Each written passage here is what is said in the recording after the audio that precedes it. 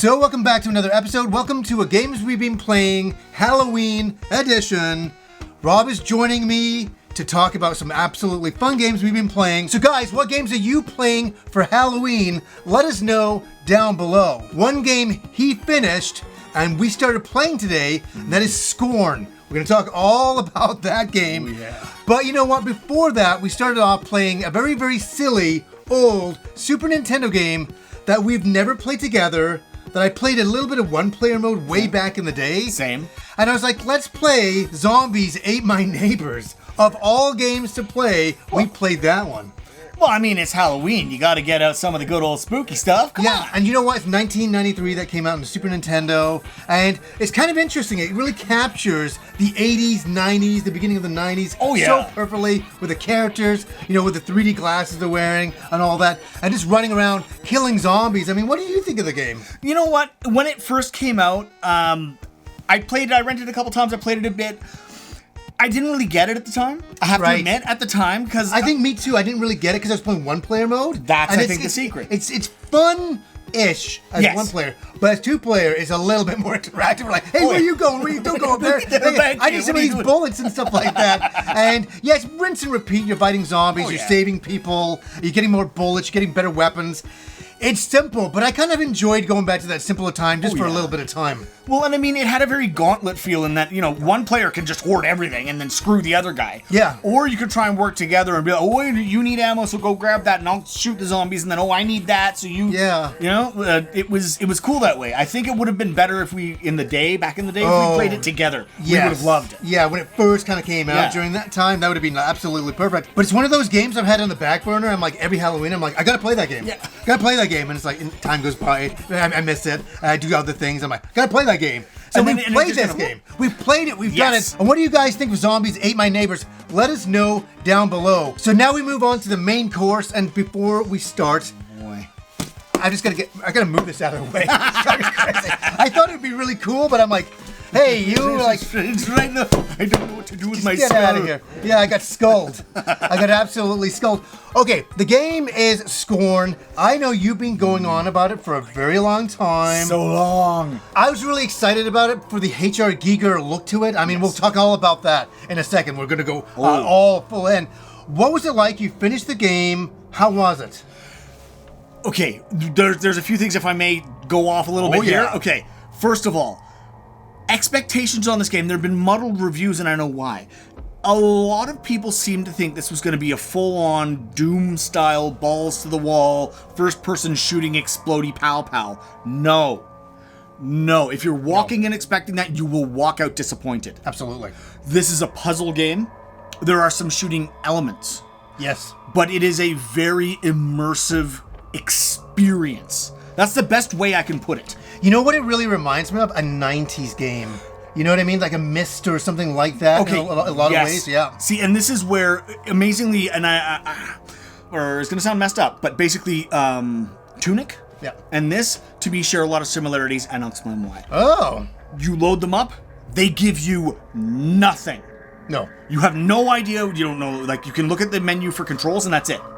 You have no idea what's going on. You just have to explore and find out. Go. And that's what Scorn is. Yeah. Now, where Tunic was light and fun and Zelda-esque, it still was. You went in blind and you had to stumble around and figure it out. Yeah. Same with this. Only so dark. Yeah. So macabre. So. Oh my God. Visceral. I'm gonna hear all about your like 7 hour playthrough. Because it took you 7 hours. 7.5 hours. 7.5 hours. So he came over today, and I've been wanting to play it. And I'm like, today's the day. And so I put it on. And I started playing it, and it is absolutely immersive and incredible. I love the graphics. Oh my God. I mean, we grew up with Alien. HR Giger is everything to me. Man. I love his art style. He's passed away now, sadly, but his art always lives on. But they have honored his art. It is the game. It is the game so perfectly. But you're walking around, I have no idea what's going on. I'm saying to Rob, hey, what do I do? And Rob's like, I'm not telling you. I'm not saying. And I'm like, okay. And I'm walking around. He's like, maybe you just can't get through that door. I'm like, oh. And then I start to realize what this game really is. Exactly. It's a puzzle game, an interactive puzzle game. And oh my God, some of the puzzles are mind-bending. Oh, yeah. Oh, my God. Oh, yeah. I was stuck in that one puzzle with the claw, trying to move things over, and I was losing my mind on that one alone. That's the beginning of the game. For me, one of the hardest puzzles in the damn game. Yeah. Like, if you're really good with those, like, you know, scramble it up tile puzzles that you can get, and you used to get as kids, if you're good at those, you'll be good at that puzzle. But if you're not, get comfy. Let me tell you something. I gotta absolutely say this. I hate puzzle games. No, listen. Fair. I am no good at puzzles. No. Like, for me in video games, I like exploration, shooting, and the adventure of it all. But puzzles have never been my thing. I get very frustrated very easily. But this game, the atmosphere brings you in and keeps you there, right? Yes. It keeps you there. And I just kept wanting to go on. I was like, usually I would give up. I'm like, no, I'll just keep going. You have to. Yeah. So what was it like for the entire 7-hour experience? Okay, so for me, when I played this, I played it in my basement. I've got my gigantic TV in my surround. Lights out. Complete immersion. 100% immersion for me. Unreal. Yeah. It was one of the most... It's a dark story, and it's dark visuals, and there is some pretty sadistic content. So that's a trigger warning for people, just in case. If you don't like bloody, very kind of unpleasant things, you have to do some questionable stuff in this to survive through the story. Yeah. If you're not down with that, don't. But, if you like sort of darker material, this game is an absolutely gorgeous piece of art. And that's what this is. This game is art. It really is. It's a H.R. Giger poster come to life, and it's you can go around it, you can explore it, you can touch it, you can interact with it. I can't believe how much they honored his artwork. I just can't believe it. It is 100,000%. It is his art come to life, and that was the whole point of this. Yeah. I mean, it's a short game.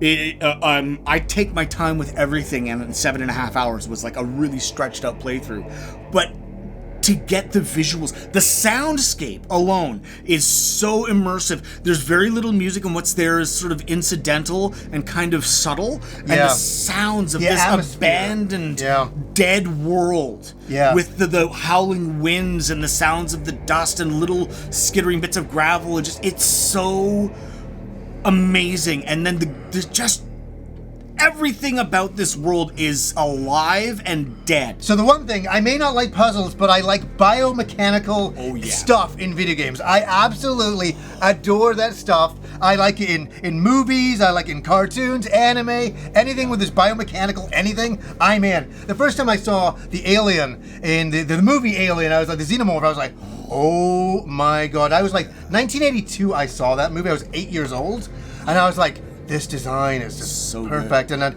so I really appreciate the atmosphere. I really appreciate the world building they've done in this. It's a staggering job. Oh, yeah. And it's not for everybody. No. As you said, perfectly put. People are going to come in and think this is a run and gun. And they're going to get disappointed. Yep. It's not that at all.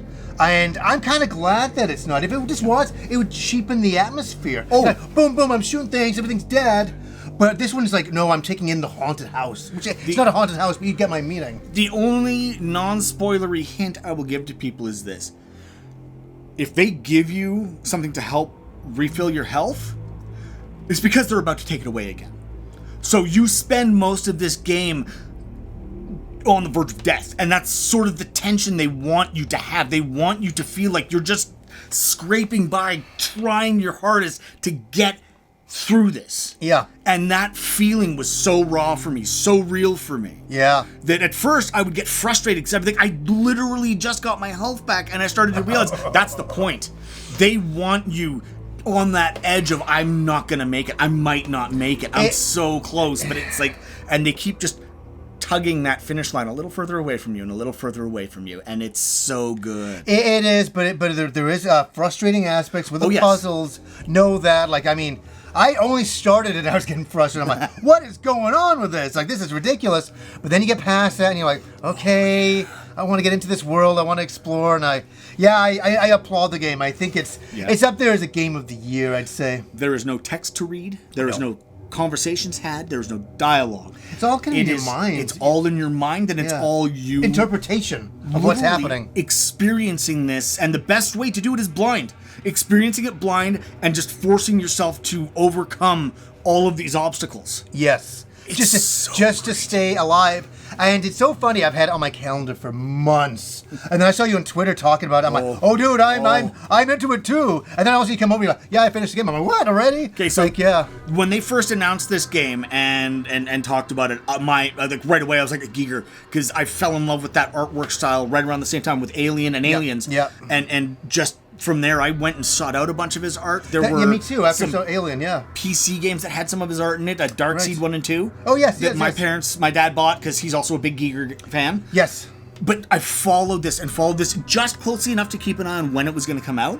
But I did my best to avoid, like in the last month when they were doing their media blitz on Twitter and stuff, I was scrolling past as fast as I could. I don't want to see it. Yeah. Don't show me anything. I kind of avoided everything as well. Yeah. I saw a little bit of the opening trailer. I'm like, I'm in. And that was it. That's all I want to know. And I kind of went in thinking it was going to be a shooter at first. And then all of a sudden I'm like, no, it's a puzzle. Oh, yeah. Oh, no, it's exploration. But it's it's worth it for the if you can get past the puzzles. That for me, I told you that's the part I don't like.